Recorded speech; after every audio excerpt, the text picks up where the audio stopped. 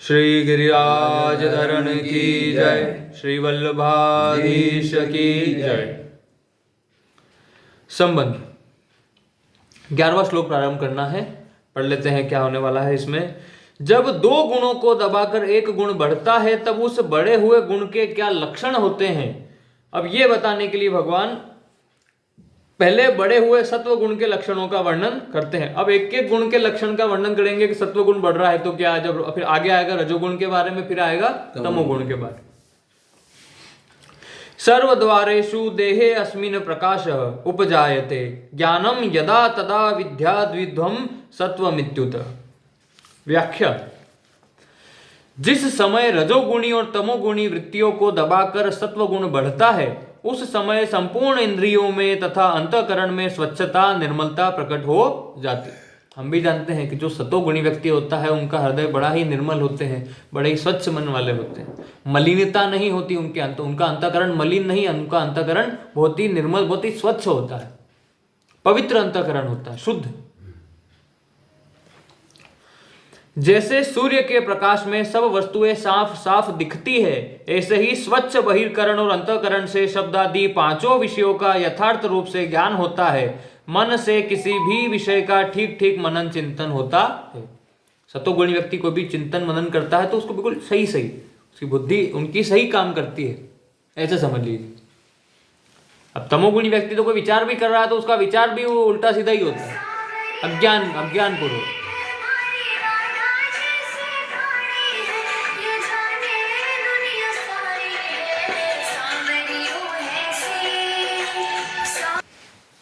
आगे,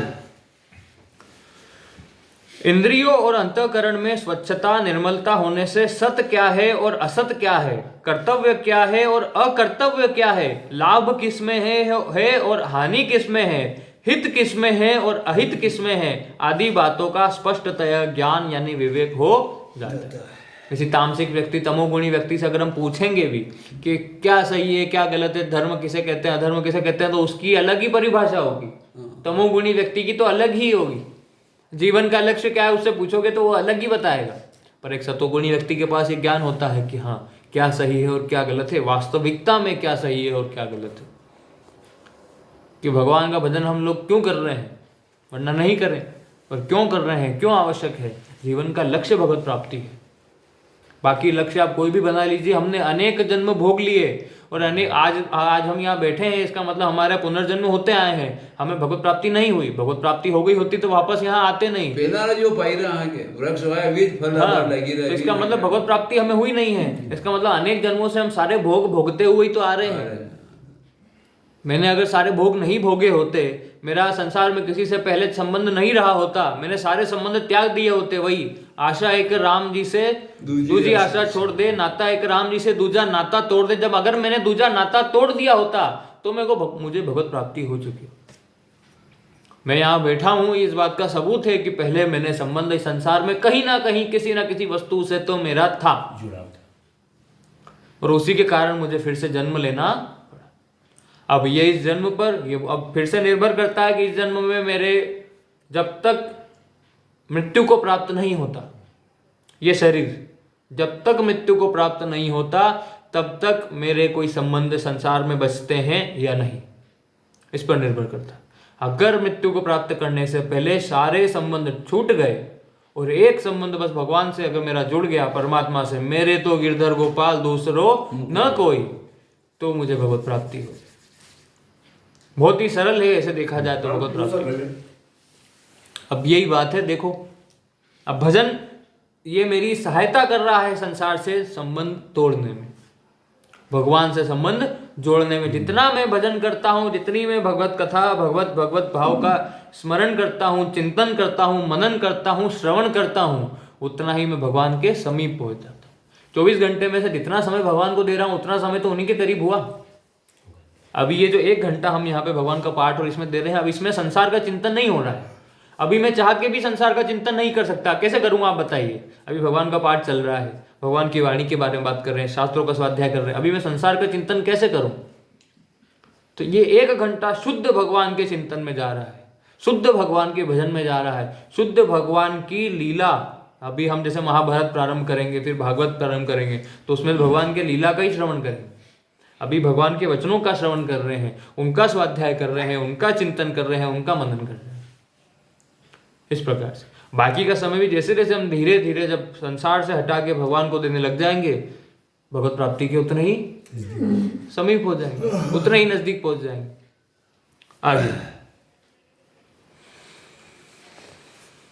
यहाँ देहे अस्मिन कहने का तात्पर्य है कि सत्व गुण के बढ़ने का अर्थात बहिर्करण और अंतःकरण में स्वच्छता, निर्मलता और विवेक शक्ति प्रकट होने का अवसर इस मनुष्य शरीर में ही है, अन्य शरीरों में नहीं। ये भी हम अनेकों बार बात कर चुके हैं कि आप अपना कल्याण करने का, भगवत प्राप्ति करने का अवसर और ये मतलब सौभाग्य कह लीजिए सिर्फ और सिर्फ मनुष्यों के पास है।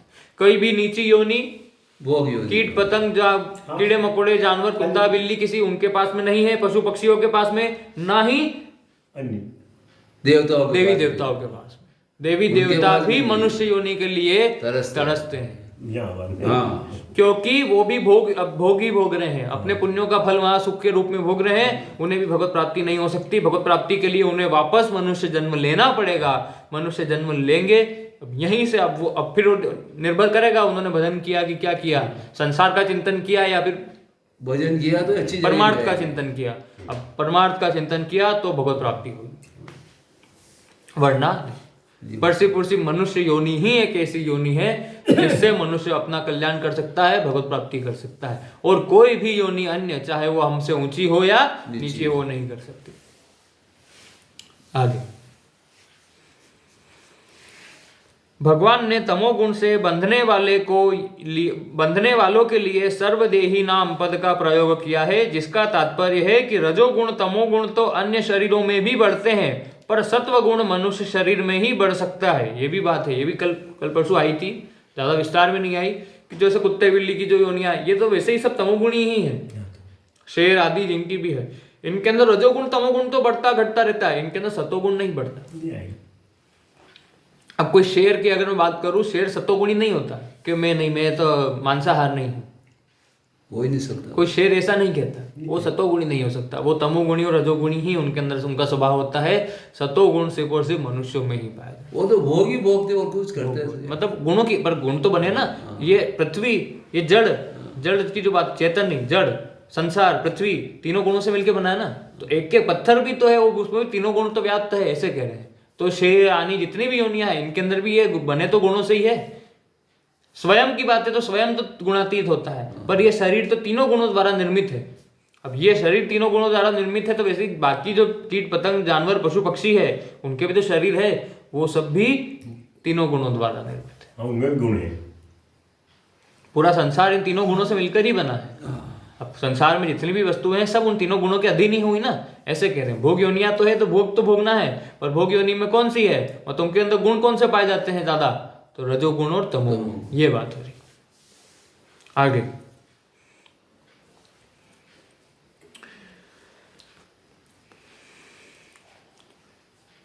अतः मनुष्य को चाहिए कि वह रजोगुण और तमोगुण पर विजय प्राप्त करके सत्वगुण से भी ऊंचा उठे। और यही बात है, सतोगुणी भी नहीं होना है, सतोगुण से भी ऊंचा उठना है, तीनों गुणों को त्यागना है, तभी भगवत प्राप्ति। गुणातीत व्यक्ति भगवत प्राप्ति कर सकता है, तीनों गुणों के अधीन नहीं।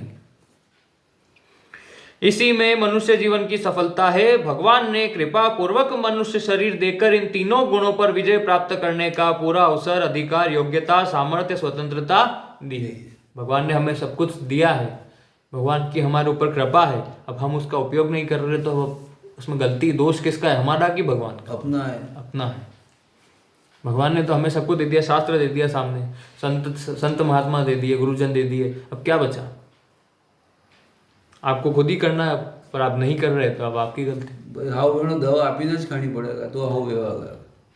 आगे तदा विद्याद विरुद्ध सौमित्युत। इंद्रियों और अंतःकरण में स्वच्छता और विवेक शक्ति आने पर साधक को यह जानना चाहिए कि अभी सत्वगुण की वृत्तियां बढ़ी हुई।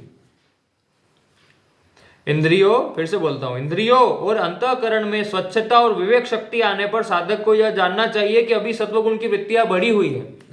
जब व्यक्ति के पास जो है विवेक शक्ति आ जाएगी, शक्तियां बढ़ी हुई है, जब विवेक ज्यादा आ रहा है, सही क्या गलत क्या, इसका वो उसको ज्ञान है, ज्ञान। धर्म क्या अधर्म क्या कर्तव्य क्या कर्तव्य का, इसका अगर ज्ञान आ रहा है तो समझना चाहिए कि सतोगुण धीरे धीरे बढ़ रहा है और रजोगुण तमोगुण की वृत्तियां दबी हुई है। अतः साधक कभी भी अपने में यह अभिमान न करे कि मैं जानकार हो गया हूं, ज्ञानी हो गया हूं, वरना अभिमान किया तो गलत। फिर इंद्र को अभिमान हुआ तो भगवान ने फिर 7 दिन गिरिराज जी उठा के तहस नहस कर दिया सारा। तो अभिमान तो होना नहीं चाहिए। अभिमान किया फिर मान नहीं पाएगा। बस वो भी इसी आपके बस ऐसी भजन में वो भी लाइन है, इसलिए आप इसका कल तो चिंतन मनन करना ही है, आप बैठिएगा इसको लेकर। अर्थात वह सत्व गुण के प्रकार ये प्रकाश और ज्ञान को अपना गुण न माने। उसको ये जो गुण आ गए ना, ज्ञान प्रकाश सुख, इसको अपना गुण न मानने लगे। ये गुण सत्व गुण का है, ये मेरा नहीं है, इससे भी आगे बढ़ना है, तो गुणातीत होना है। सत्व गुण के भी से प्राप्त होने वाले सुख और ज्ञान, इनसे भी हटना है। प्रत्युत सत्व गुण का ही कार्य यानी कि लक्षण माने। यहां इति विद्यात पदों का तात्पर्य है कि तीनों गुणों की वृत्तियों का पैदा होना, बढ़ना और एक गुण की प्रधानता होने पर दूसरे 2 गुणों का दबना आदि आदि परिवर्तन गुणों में ही होते हैं, स्वरूप में नहीं। ये जो भी गुण बढ़ रहे हैं घट रहे हैं, ये सब मेरे स्वरूप में स्वयं में नहीं हो रहा है। आत्मा में हाँ, होता है, वो तो अंदर कोई जो भी परमात्मा विकार का जो नहीं अंश है, जो आत्मा है, उसके अंदर नहीं हो रहा है। ये सब शरीर की में बात हो रहा है। है। अब आत्मा शरीर, विकार अब इंद्रियां, मन बुद्धि चित्त अहंकार, ये सब शरीर के हिस्से है ना, शरीर के तो गुण है। इनके अंदर ये बदलाव आएंगे। व्यक्ति का मन पवित्र होने लगेगा, इंद्रियां जो है ना, इंद्रियां भोगने के लिए वो अब लालायित नहीं रहेगी, वो सुख लोलुपता जो है वो खत्म हो जाएगी। ये सब इंद्रियों के बात है। मन उनका पवित्र हो जाएगा, अंतःकरण पवित्र हो जाएगा। ये सतोगुण का जो प्रभाव भी है वो शरीर पर पड़ेगा, स्वयं पर नहीं, क्योंकि स्वयं तो वैसे ही गुणातीत है, स्वयं तो तीनों गुणों से पहले से ही परे है। तो जो इन तीनों गुणों का जो प्रभाव है वो किस पर पड़ता है? शरीर पर। इस बात को मनुष्य शरीर में ही ठीक तरह से समझा जा सकता है, परंतु मनुष्य भगवान के दिए विवेक को महत्व न देकर गुणों के साथ संबंध जोड़ लेता है। अब जो गुण मिले हैं, मान लो सतोगुणी भी हो गया और उससे ज्ञान प्राप्त हो रहा है, तो उसे लगता है कि मैं बड़ा ज्ञानी हूं। अब ज्ञानी हुआ तो अहंकार हो गया, फिर अहंकार पतन के रास्ते पर चल पड़ा, क्योंकि अहंकार आ गया ना। अब अहंकार करेगा तो भगवत मार्ग पर कैसे चल पाएगा? नहीं चल सकता। भगवत मार्ग पर चलने के लिए व्यक्ति में दीनता का होना आवश्यक है। अहंकार तो उसका जस्ट उल्टा हो गया। अब उल्टा हुआ यानी संसार के चिंतन में, संसार में फंस जाएगा, संसार के प्रपंच में फंस जाएगा। आगे, और अपने को सात्विक राजस या तामस मानने लगता है, और फिर अपने आप को यही कि मैं बड़ा सतोगुणी हूं, मैं रजोगुणी हूं, मैं तमोगुणी हूं, ये मानने लगता है।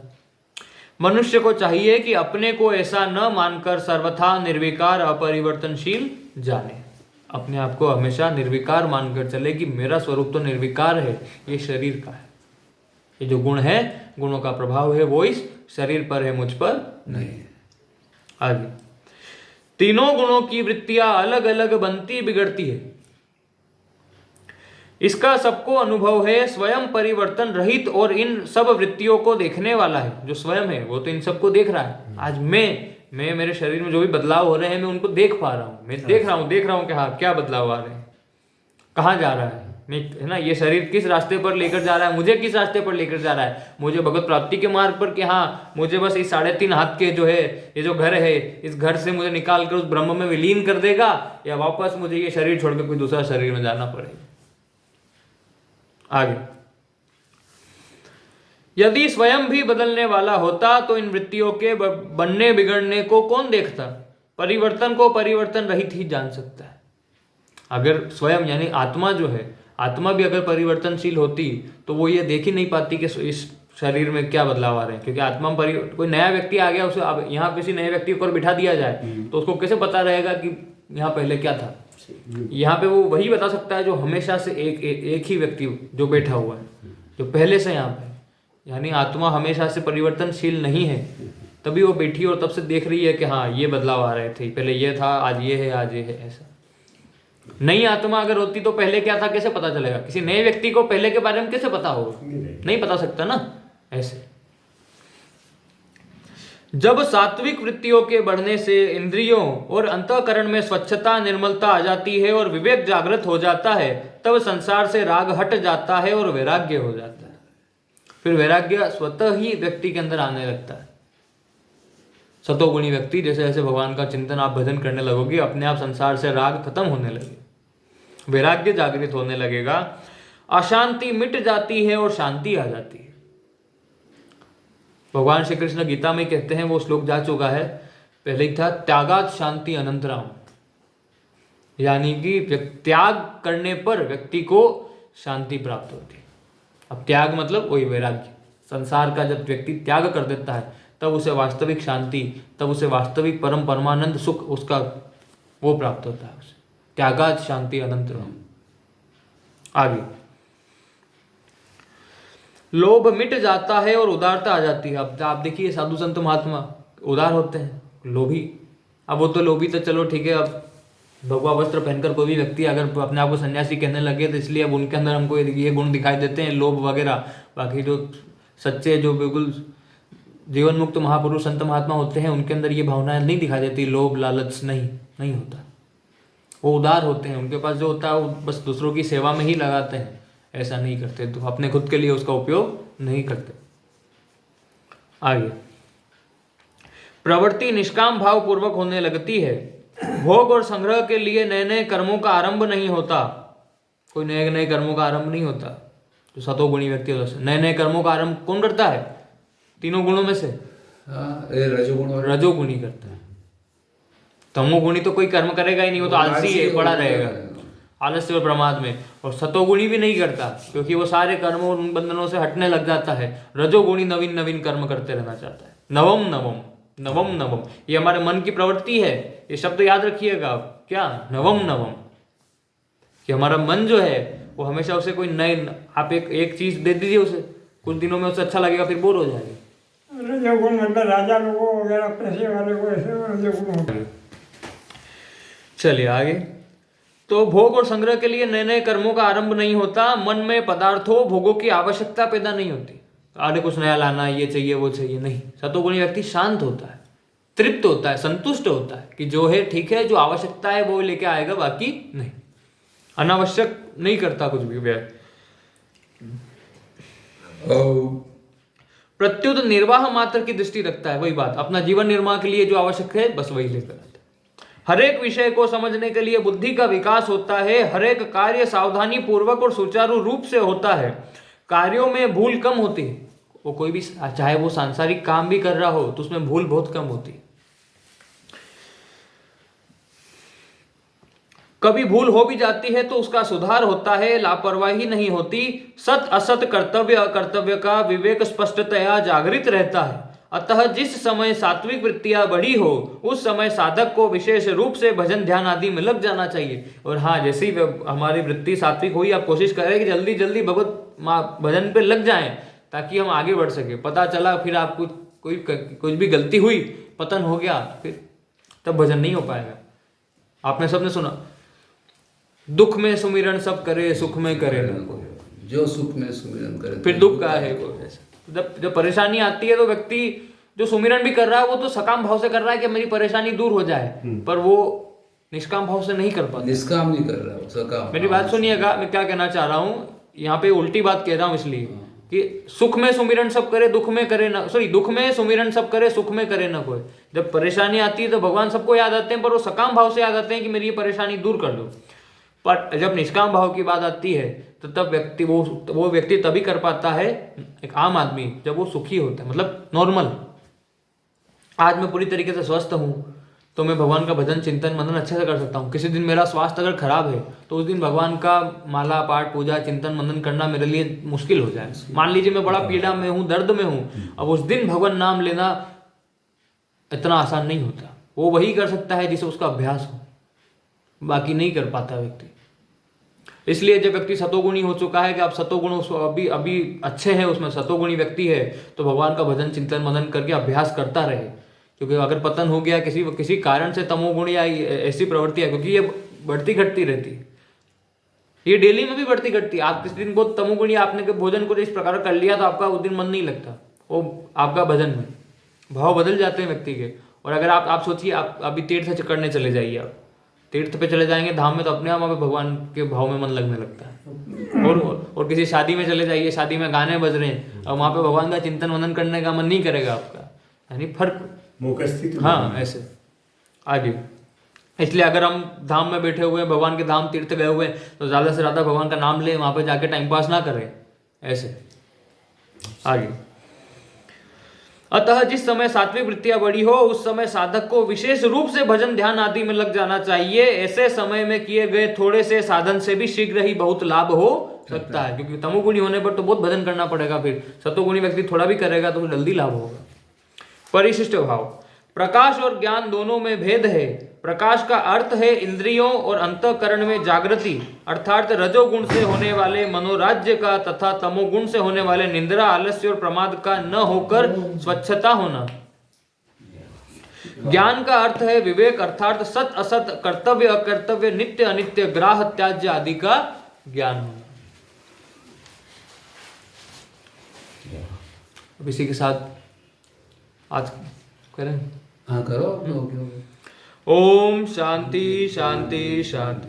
श्री गिरिराज धरण की जय, श्री गोवर्धन नाथ की जय, परम दयाल श्री गुसाई जी की जय, श्री विठल नाथ जी की जय, श्याम सुंदर श्री यमुने महारानी की जय। जय जय श्री राधे पूछरी के लोठा की, खूब खूब प्यारे।